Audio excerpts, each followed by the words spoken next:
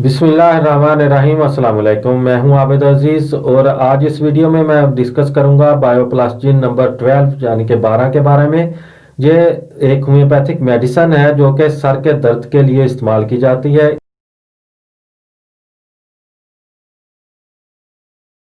इसके साल्ट की कंपोजिशन कुछ इस तरह से है। इसमें मौजूद है फेरम फास्फोरिकम 3x, नेट्रम म्यूरेटिकम 3x, काली फास्फोरिकम 3x, मैग्नीशियम फास 3x। ये इसमें बराबर मकदार में शामिल किए गए हैं।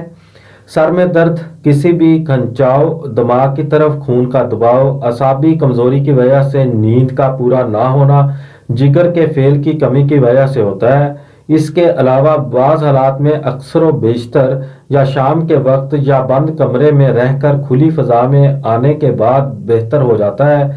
यह दवा तमाम खूबियों के साथ दर्द सर को रफा करने के लिए तैयार की गई है। उम्मीद करता हूं कि यह वीडियो आपको अच्छी लगी होगी। अगर आप मजीद बायोप्लास्टिन नंबर्स के बारे में जानना चाहते हैं तो मेरी रिक्वेस्ट है कि इस चैनल को सब्सक्राइब कर लें।